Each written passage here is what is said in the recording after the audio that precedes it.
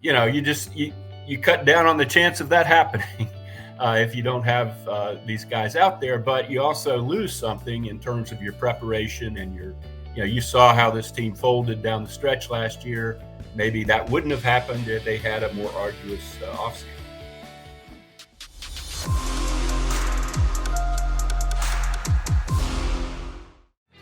Welcome back in, everybody, to Birds 365, a Thursday edition, May 30th, the end of May, moving right along here in the offseason. Joined now by Les Bowen. Les, how you doing, man? Good to have you back on Just Birds. Great, Xander. How are you guys? I'm good, man. Doing well. Good to see you, Les. You excited? Big OTA 2-day. That's what I'm calling it. Yeah. This might be the last OTA in Philadelphia Eagles history if the NFLPA gets. I doubt that. Have you guys talked about that very much? That a little bit, yeah, but I want to get your thoughts on it. From what I'm seeing on social media, the reaction is overwhelmingly negative. Yeah.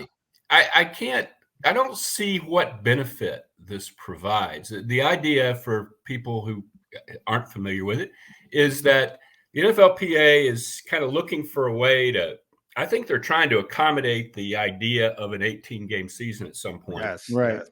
And how they would want the season aligned.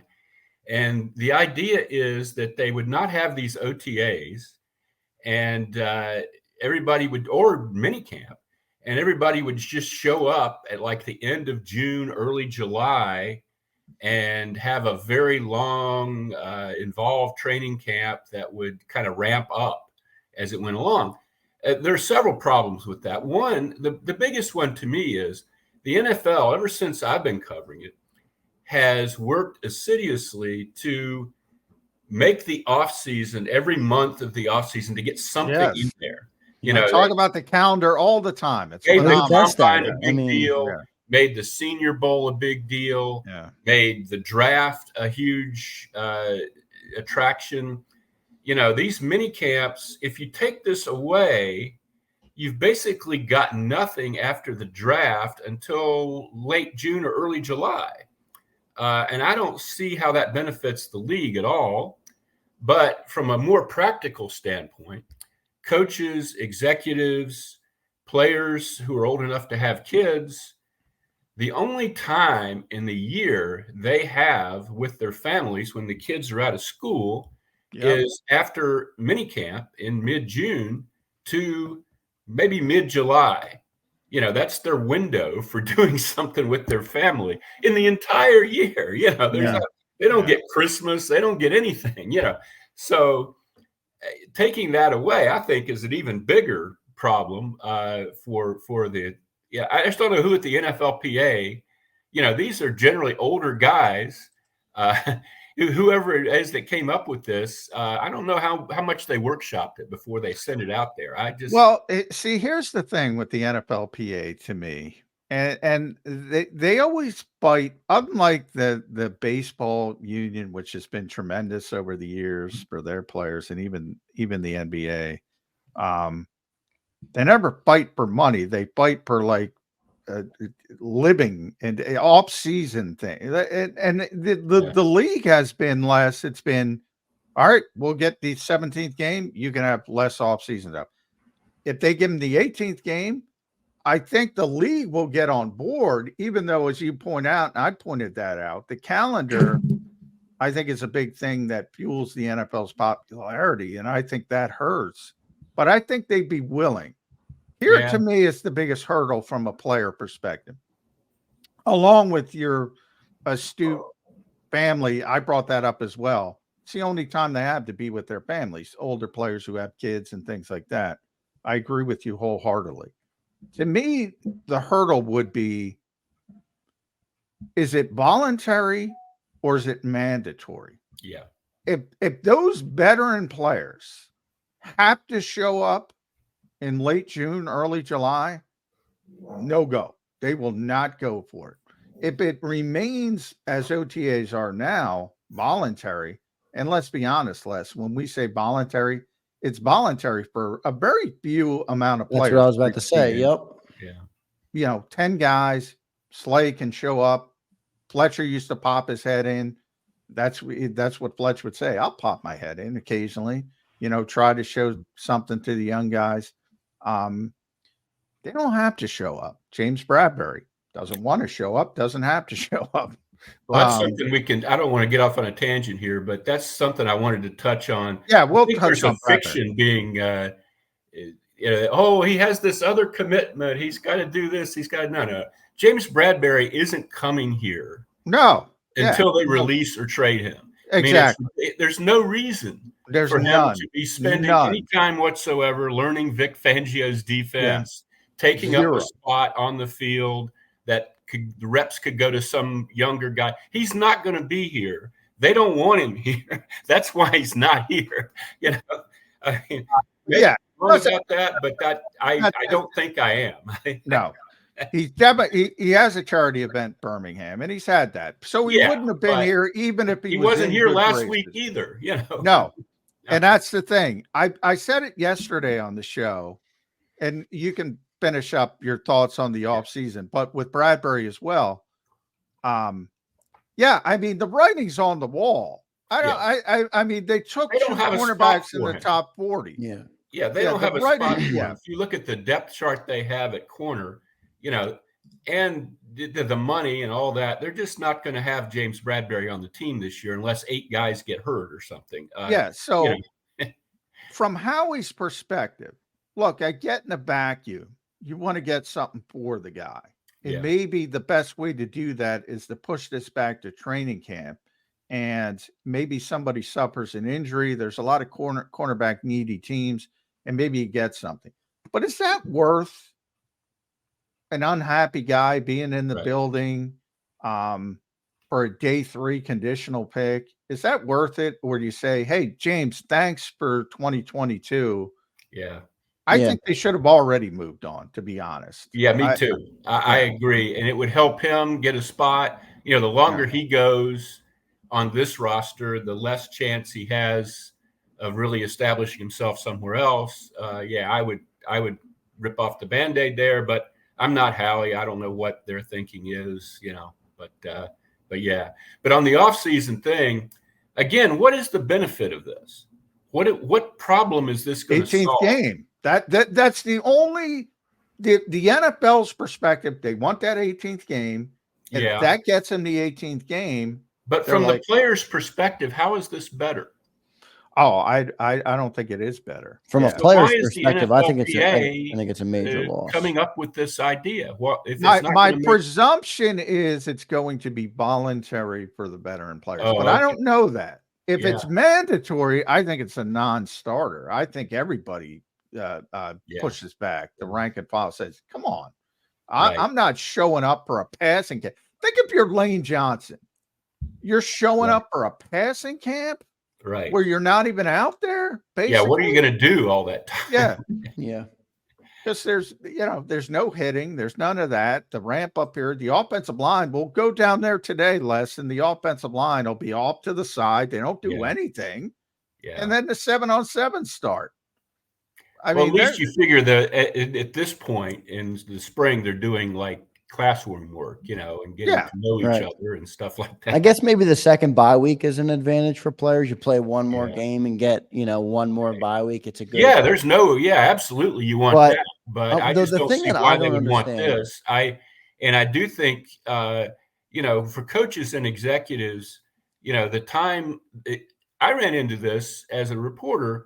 My wife was a teacher during the time I was covering the Eagles. And where we live in South Jersey, you don't get out of school until like the 3rd week in June. So I had like the 3rd week in June to like the 3rd week in July when my wife was free and my kids were free. Right. And that was our time. That was our window to do something, know. And, I don't think Nick Sirianni wants to have, what would he have? Maybe 1 week? Probably not even that if they're going to start the end of June. He'd have to be ready to start. He couldn't just show up the end of June. I just think it's a very odd disruption of the calendar, and I haven't seen any positive reaction from anybody. Either have I. Well, the thing that strikes me most about it is the NFL has absolutely mastered the months of the year that they are not playing football. Yes. The NBA Finals could be on. The Phillies could be the best team in baseball. everybody still talks about the NFL. This to me seems like almost a push away from that for the first time in that so was long, my which original point. Yes. Yeah, which I don't understand. And I don't understand it either. And you're right. I mean, that is of the Roger Goodell era. That is one of the biggest accomplishments, I guess you would say. Yeah, absolutely. They dominate. They've made a spectacle out of everything they do. And, to sort of say we're going to be dead for about 2 months is very strange to me. But I don't. 18th game must be bringing in a lot of money. I would say you want to get those rookies in as quickly as possible. Rookie camp. I mean, right. It's only 2 days now, but I mean, you're going to draft those guys in April, and then they're not going to show up until late. It's going to be like it was in 1965 or something. Yeah. Are they going to go sell insurance in the offseason? I'm with you. I don't think it makes a lot of sense, but we'll see how it shakes out. At least there's a possibility this will be the last Eagles OTA open to reporters and public. They're going to have an OTA tomorrow, and then they're going to have a mini camp for the first time in Nick Sirianni's era here. Les, now we just talked about, and I'm with you 100%. But off-season work in general doesn't mean a lot for the veterans, but I do think it's meaningful for the younger players. Oh, yeah. Underselling that or overselling it? No, I don't think you're underselling it at all. And I think the problem, the sort of push-pull with this is it's most valuable for the younger players when the older players are also there and can kind of show them stuff. And, you see all the pieces on the board, and, you don't have a third string left tackle playing with Jalen Hurts. And, but for those older guys, it's like, it's hard to, it doesn't benefit them directly. It's them helping rookies and guys who are new to the team. And, it's hard to sort of coalesce all that and make it all work well. But minicamp, I was shocked when Nick didn't have minicamp. I understood that first year he wanted to get everybody in for OTA. That was the deal. Into the COVID, yeah. Everybody shows up for OTAs, which had started being a real problem. So, you don't have minicamp. Okay, that 1 year it made sense. And then I guess last year it was the whole Super Bowl hangover. We played forever. We need rest, that kind of stuff. But yeah, it's time to have a minicamp. I really believe that. Well, I don't know. Coordinators, I don't know about your thought. I never thought that was a Nick Sirianni decision. I will never believe. I've yet to meet the football coach that doesn't want to practice less. Right. Nick is no different. So I think that was more of an organizational thing that he kind of had to go along with. Well, I think the only explanation could be with it. A lot of these coaches want to be like the players' coaches, if that makes sense, where they want to relate to the players. And I know Nick, I'm sure, wants to practice, but I could see him being like, okay, my guys need time off. My guys need to regroup. Let me be light on the practice and be hard when it counts. Maybe that would be my best attempt. I can see that, but I also think injuries, and Lurie and Howie are very into the stats on how to prevent injuries and things like that. And it worked very, very well for them. I mean, they have not been decimated the way some teams have with injuries. And you see guys getting, the pass rusher from Villanova, Passion or whatever his name is. Tore his Achilles the other day. He was with the Chiefs, and who's he with now? I forgot. But he's out for the year probably. You cut down on the chance of that happening if you don't have these guys out there. But you also lose something in terms of your preparation and you saw how this team folded down the stretch last year. Maybe that wouldn't have happened if they had a more arduous offseason. Yeah, I was always amazed going back to the Super Bowl season. Les, I was amazed how the Eagles seemed to be in condition and seemed to put teams away because they didn't do anything. Yeah. And they didn't. And I'm like, how are they getting this conditioning? And then last year it just completely fell off. They didn't have it last year. Yeah. But, you know, I think they did have a strong veteran core of people who just worked, you know, like Kelce and Lane. And Lane has his barn and all that. Oh, yeah. You know, I think they had people that led very responsibly. But last year, that Super Bowl thing, I mean, it is real. I mean, you know, there's a reason why teams don't get back, you know, and it's, you know, I'm willing to accept that at least partially, but I've never seen a collapse. Speaking of OTAs and veteran players, Les, did you see Jason Kelce's rant on the playbook on his New Heights show? I did not. I've been following you got to a lot check of it out. News with Margate and so forth. Yeah, but the Margate stuff. I mean, come on, people, leave Kylie alone. But that was ridiculous. What a ridiculous video! I'm sure she's not getting banned from the town. No. The only person that might get banned from that town is the girl who was screaming in her face. Yes. So Jason, with this show with Travis, the New Heights podcast, they were talking about the playbook, and Jason admitted he hasn't seen a playbook in 10 years. He doesn't look at it. It's all on the pad, right? No, he doesn't look at it. He doesn't look at the pad. He doesn't look at anything. He's really? He said, which he said to us many times, you know, if he hears inside zone installed one more time, he's going to drive himself crazy. Oh, okay. From an offensive line perspective, those guys, they don't have to know a lot. Now Travis had to know a lot. He's like, no, we got like, it's Andy. We got like note cards and we got new plays. But for the offensive lineman, he's like, I hadn't thought about that, but I guess he's right. Yeah, unless you're changing positions or something. You know, if you're Jason Kelce, the stuff that you're asked to do under any system is pretty finite, you know, and maybe some terminology, you know, is about all you really need to bone up on. And then he said even, you know, they boil it down in the playbook and they said, well, you got to reach to the 2 gap or the 3 gap. And he's like, bullshit. The guy, the guard blocks. This is my guy. Okay. It was a great rant by Jason Kelce, and it's a tremendous show. You should check it out. Obviously, I sure will. I haven't seen it lately, so I will. But I was just chuckling about it because of the veteran nature of OTAs and certain guys, and Jason obviously was in that category, but he would more often than not show up. Mm-hmm.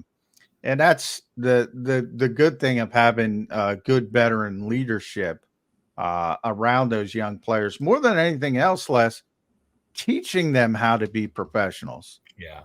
Which I think Darius Slay does a great job. There's sort of a disconnect with Slay. He's a really good teammate, but he's got this giant personality. Like a lot of these guys, you know, they draft people to take your job, and some of them are not happy with that, and they don't want anything to do with the younger guys. And then you have people like Slay, who's like tries to help everybody. I think that's the way to be. And I remember years and years and years ago, Sheldon Brown talking about how he felt like he had an obligation to the game, to the craft, you know, and that superseded any concerns about his job or, you know, what was going to happen to him here. He figured he would have a job somewhere, you know, if he was good, you know, that he had an obligation to the game and to, you know, the defensive brotherhood to help. And, you know, I think that's a good way to look at it. I don't think it's a binary, you know, if this guy does well, I'm screwed kind of situation very often. You know, once in a while you see something like that, but usually it's much grayer than that. And do you guys think Eagles culture has anything to do with that? Because, and maybe not, maybe it's an NFL thing, but I will say something that I've been thinking about recently, which is crazy, is Jason Kelce is the first. Then you're going to have Lane Johnson. Yeah. You're going to have Brandon Graham. and you're going to have, who am I missing? The fourth that's going to got drafted here and is going to retire here. Well, Fletcher. Fletcher. Yeah, That's who I missed. Fletcher Cox. The core four. That's that you don't see that often. Like you guys getting drafted to one spot, playing their entire career there. I wonder if the Eagles are really trying to forge more of that type of culture. Like even Slay, maybe they're like, because remember last offseason, Slay wasn't here for a hot minute. You know, they were going to move on from him, and then they were. The deal. They had pretty much moved on from him. Yeah, exactly. So it's I don't know. I kind of wonder. Kelce, he talked up Cam Jurgens. Yeah. He was excited on draft night. And then you have Slay talking up these young guys. Even Fletcher last year kind of gave a nod to helping out Jalen Carter and Jordan Davis. I don't know, maybe, but I think the Eagles culture has breeded a pretty good mindset on the players. One of my fears with all this, with the four you mentioned, has been that I remember what it was like with the Phillies in the late 2000s and early in the next decade, when they had that group that, were all Phillies Hall of Famers and some of them baseball Hall of Famers.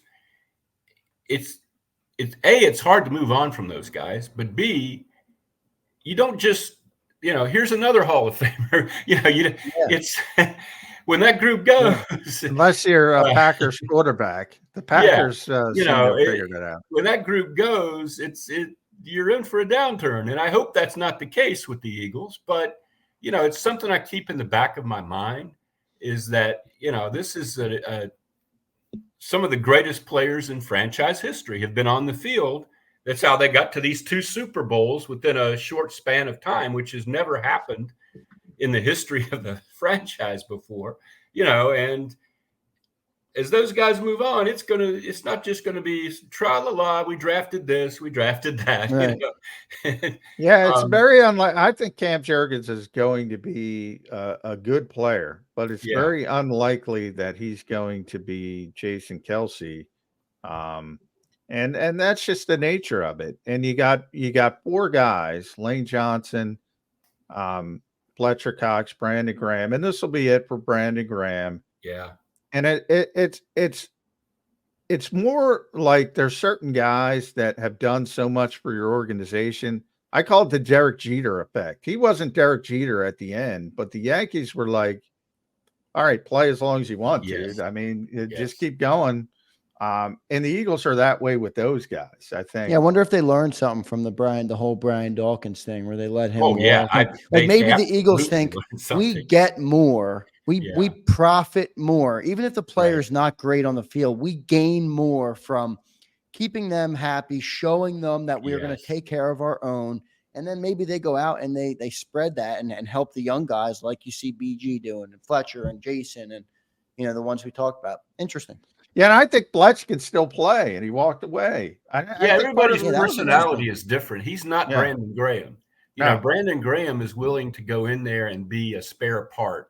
Yeah. I don't know if Brandon's going to play a half dozen snaps a game this year. I mean, maybe he will play much more than that, but he's just going to be there kind of almost in an honorary capacity, it seems like to me. I'm going counter. Fletch was willing to do that. I don't think Fletch wanted that kind of role, Yeah. And Fletch could have, oh, yeah, he could 700 snaps last year. He could play 30-40% of the snaps easily. And that's the thing, though. I think he could have went somewhere else, but he doesn't want to, which I think speaks well of the Eagles. And Brandon, I'm going a little counterintuitive, Les. I've thrown this out to a couple people. I'm going to throw it out to you. The Eagles have been very cognizant to keep him on the pitch count in the later stages coming off the Achilles, the year with the Achilles. And he's performed very well in this limited amount of snaps. Now that they know this is it, I think they can play him a little bit more. Yeah, if he can still get around the edge, sure. I don't know. Year before last, he was a very effective player. Last year, like a lot of guys, he really wasn't. I don't know. I like the fact that Brandon is cognizant of his responsibilities against the run and things like that. Yeah. But I didn't see a lot of bursts from him last year. I don't know. Maybe, but there were a lot of guys that if you went off of the second half of last year, you wouldn't think anybody could play if you went off of the second half. You'd be getting rid of the whole team if you went off. That's right. Which is so crazy. I'm still trying to figure it out. At Les Bowen, never got an explanation really that made it. Well, no, but I don't think anybody has an explanation. Yeah, because how do you go 29-3 over a 32 game stretch, and then you can't win a football game? Yeah, it's unbelievable. Not just a football game either. The Cardinals, the Giants. I mean, they looked. It was a terrible. collapse. It was just a total we can't do this anymore.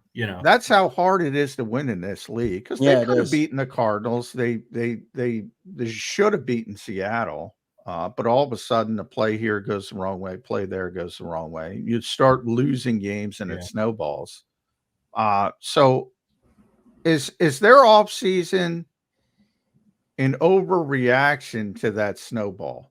In other words, did they not put enough stock in 29-3 and say it's about execution? We've already proven we can win. It's about finishing conditioning. It's about things like that versus, oh, this guy stinks. This guy stinks. We got to replace coaches. We got to have scapegoats. Overreaction, needed reaction. I think it was a needed reaction. I just don't think. Well, you look at the defense, and it was just apparent that was chaos at the end of the season, and that you didn't have the right person in charge. I mean, that I don't think there's any counter argument to be made there. Then that personnel-wise, it was flawed. That you didn't have the kind of linebacking, the kind of coverage up the middle that you needed, coverage anywhere really, that to be a successful team. You mentioned the Seattle game. I mean, you didn't have a functional defense. Once the rushers wore down a little bit, you just didn't have a functional defense. I do think you needed to tinker with that quite a bit, and you need to replace the coordinator. Offensively, that's a puzzle to me. Why they did the things they did is a puzzle to me. Why they kept running the same plays that they did was a puzzle to me. Personnel-wise, there was no problem offensively. It was all, in somebody's head. Jalen Hurts' head. Yeah. The offensive coordinator's head, Brian Johnson, Nick's head. I don't know. But whatever it was, it ended up being a mess. And I don't know what you attribute that to, frankly. I didn't understand it as it was unfolding, and I don't understand it now. I'm with you. I can't figure Dallas it out. Goedert went, pretty much forgotten for much of the season. It was just they kept throwing the ball down the sidelines over and over and over again. They kept bubble screen. Don't forget the bubble screen. Yeah. Jalen kept running design quarterback runs where he saw there was no hole and he would sit down 3 yards behind the line of scrimmage. It was all just bizarre to me. It was just a mess, and it made me question Nick quite a bit, frankly. And I'm not. Just bringing in Kellen Moore doesn't make me unquestion Nick. No, yeah. And Randy Mueller, I had Randy on the show last, and he explained it the best that anybody's explained it to me. And he said, your job as a head coach is to fix problems. And he didn't fix any problems. And that is, you want to boil it down. That's why Randy's a former executive of the year, and I'm sitting here. But you boil it down, that's his job. You got to fix it. I don't care how you fix it. You got to fix it. And he was unable to fix it. And then I started thinking, well, yeah, maybe you should move on from Nick Sirianni, which I was kind of laughing about. But after that Tampa game, and that Tampa press box, Les, the Eagles executives are right behind us because it's an older stadium. Yeah. And one of the high level executives, I will not name him. It was about third quarter, after about the 17th missed tackle, just said, fucking embarrassing. Yeah. And that's what that performance was. And I always say, I went down to Tampa laughing at people who said Nick Sirianni should be fired. And I came back and I was saying, maybe he should be fired. Yeah. I mean, it would have been an overreaction. I mean, nationally, I think they would have gotten crucified because, oh, they just went to the Super Bowl last year. Good Lord, look at his record, blah, blah, blah. Yeah. But, you know, if you really saw what happened, it wouldn't have shocked me. And that's one of the big things that you're watching this season is it the ingredients, you know, is it the defensive personnel and the coordinators, or is there a bigger problem here?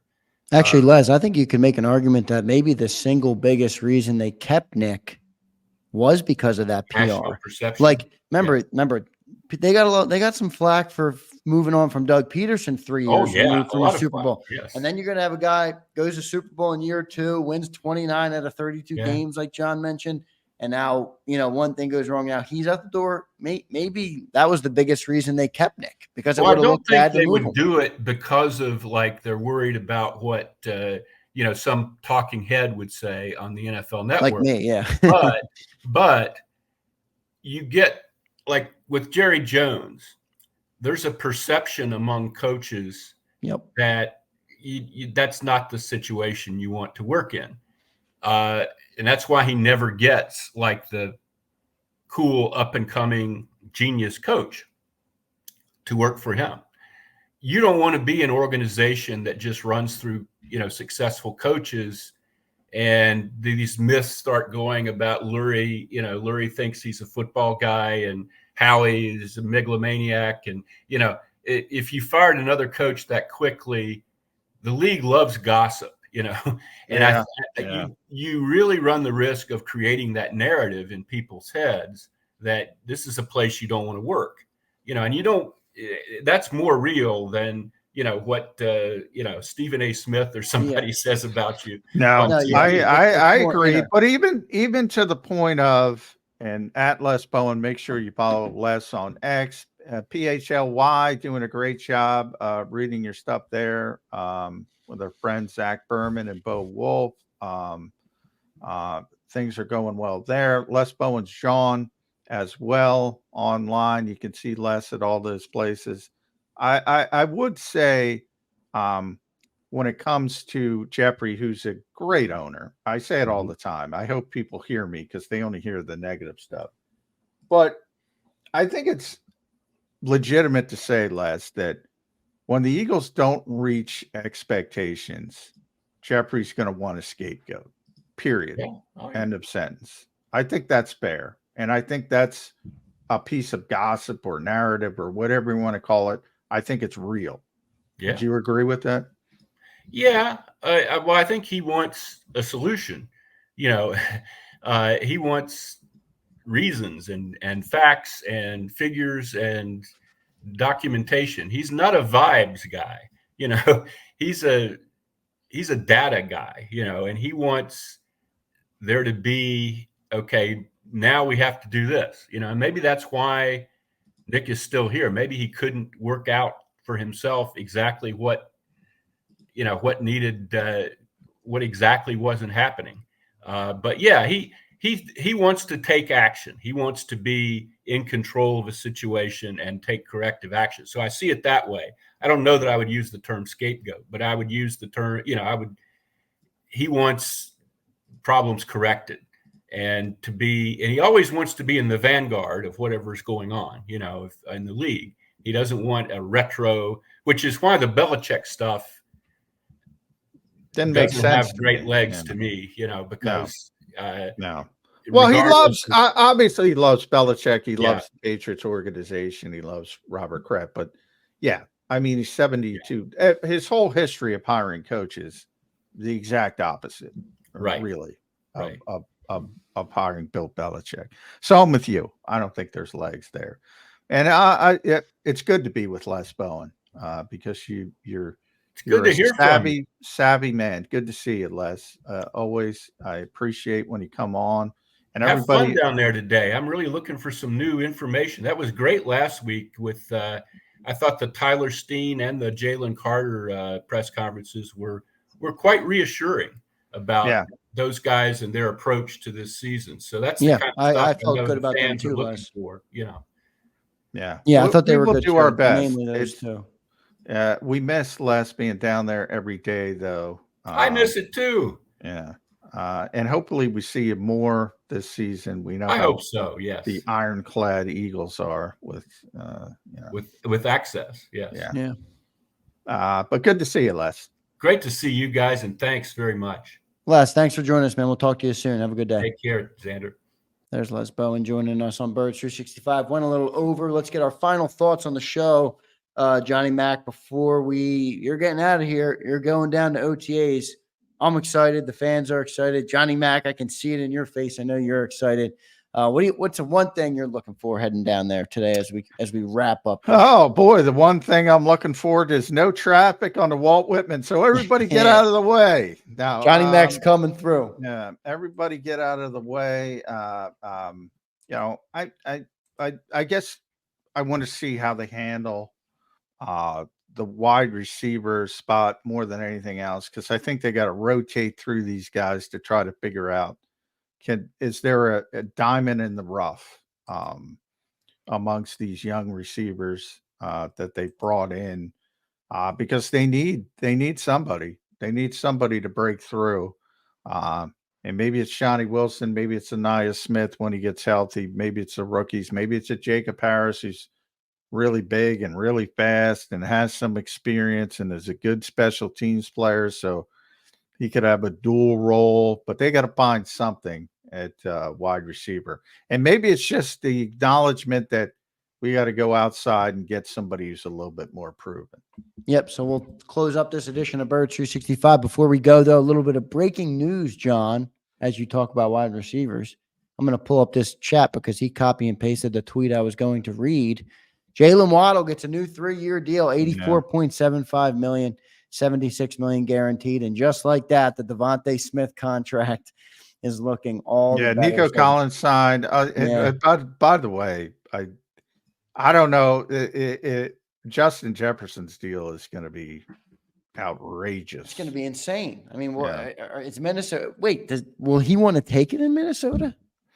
I don't know. I mean, for all the talk, I don't know if I would. Yeah, I mean, JJ McCarthy, I don't know.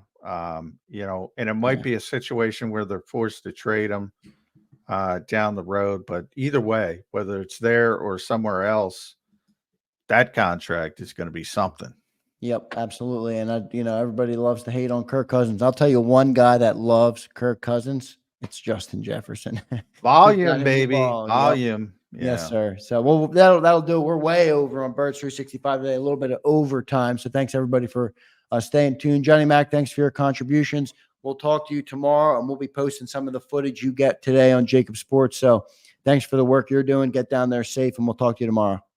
All right, sounds good. Thanks, guys. Thanks, Johnny Mac, and thank you to all of our listeners. Make sure you hit the like button on the way out. We'll catch you tomorrow on Birds 365.